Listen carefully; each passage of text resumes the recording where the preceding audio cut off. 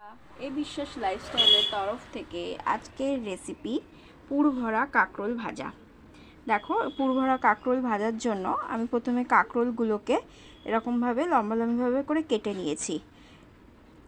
এগুলো একটু কচি কাঁকরোল হলেও ভালো হয়, বাট আমার কাছে কচি কাঁকরোল ছিল না বলে আমি এগুলোই নিয়েছি।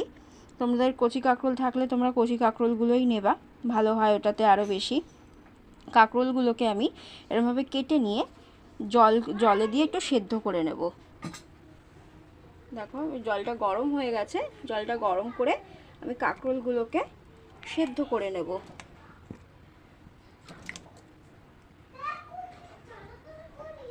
কাঁকরোলগুলো আমার সেদ্ধ করে তারপরে কাঁকরোলটা আমার সেদ্ধ হয়ে গেছে।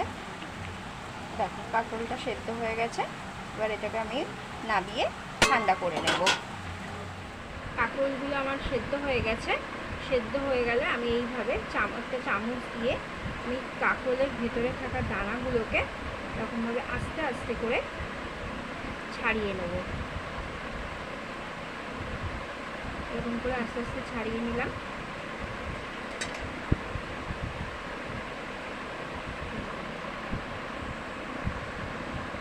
কাঁকরোলগুলো আমি একে একে এরকমভাবে সব কটাকে ছাড়িয়ে নিয়েছি। এবারে যে দানাগুলো আছে ভেতরের শাঁসটা, আমি এই শাঁসটাকে ফেলবো না।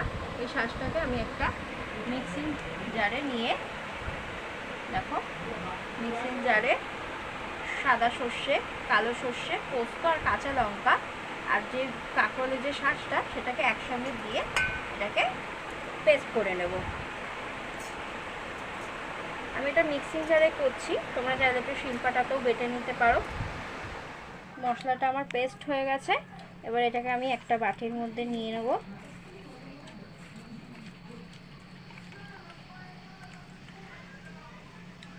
এবার আমি এটা নারকেল কোড়া নেব।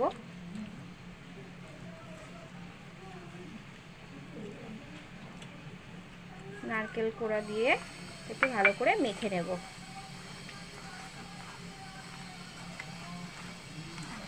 এটা জল ভাবে পেস্ট করবেন না, একটু শুকনো ভাবে পেস্ট করার চেষ্টা করবেন। বেশি জল হয়ে গেলে পুরটা ভালো হবে না। এই পুরটার মধ্যে আমি এবার একে একে লবণ, হলুদ, সামান্য একটু চিনি অ্যাড করবে।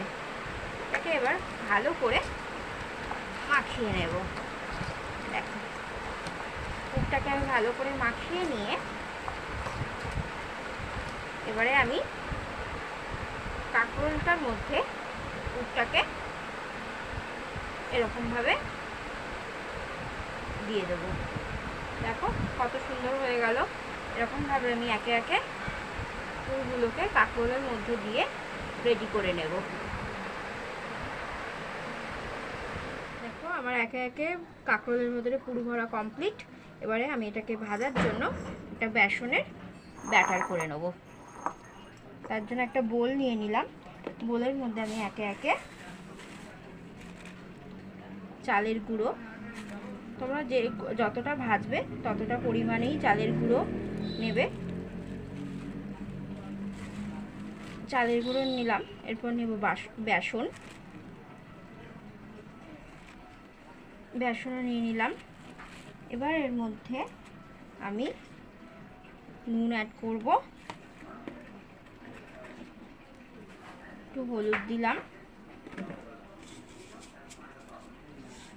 কালো জিরা, সামান্য একটু চিনি, জাস্ট টেস্টটাকে একটু ব্যালেন্স করার জন্য। এবারে আমি জল দিয়ে ব্যাটারটাকে বানিয়ে নেব।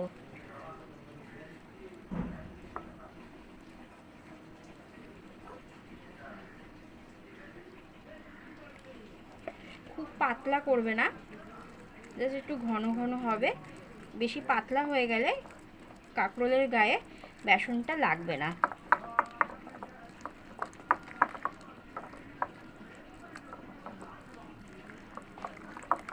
ভালো করে ফেটিয়ে নেবে যেন দানা দানা না থাকে বেসনের।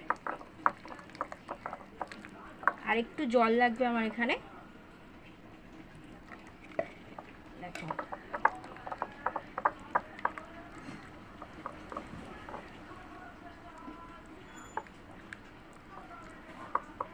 বেসনের ব্যাটারটা আমার রেডি।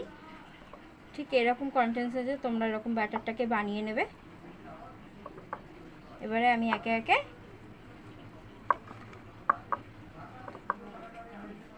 কাঁকরোলগুলো দিয়ে এটার সঙ্গে মাখিয়ে ভেজে নেব।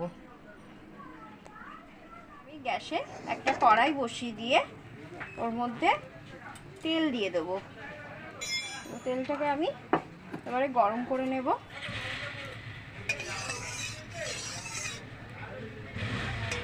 তেলটাকে আমি গরম করে নেব।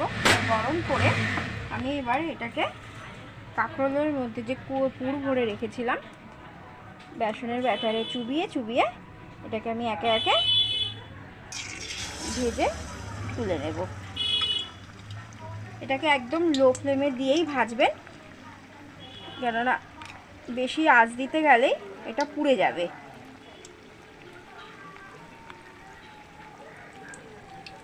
এভাবে দিয়ে আমি একে একে সবকটা কাঁকরোলগুলোকে ভেজে নিই। দেখো এবার এক পিঠ এবার কাঁকরোলটা ভাজা হয়ে গেছে। এবারে আমি এটাকে আস্তে আস্তে করে উল্টিয়ে দেব। দেখো এরকম আস্তে আস্তে করে তোমরা উল্টিয়ে দেবে। উল্টে দিয়ে আর এক পিঠ ভেজে তুলে নেবে। আমার এই পিঠটা ভাজা কমপ্লিট। এবার আমি এটাকে একে একে তুলে নেব।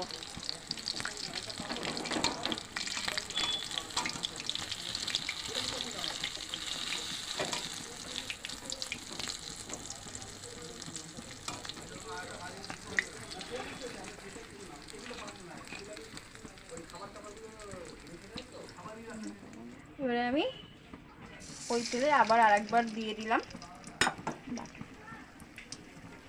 যেগুলো আমার বাকি ছিল সেগুলো আমি দিয়ে একে একে সেমভাবেই ভেজে নেব।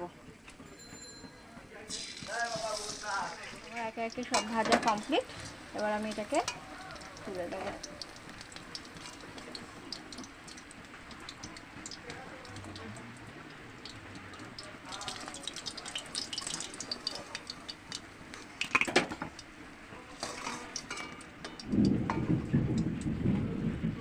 ভাজা দেখো আমার কাঁকরোলের পুর ভরা বড়া রেডি। তোমরা এটা অবশ্যই বাড়িতে ট্রাই করো। গরম গরম ভাতের সঙ্গে খেলে আর কিছু লাগবে না। তোমরা এটা ট্রাই করে কেমন লাগে অবশ্যই জানিও। ভালো লাগলে আমাদের চ্যানেলটিকে লাইক সাবস্ক্রাইব করে দেবে। সাবস্ক্রাইব করে পাশে থাকা বেল আইকনটি প্রেস করে দিও। Thank you.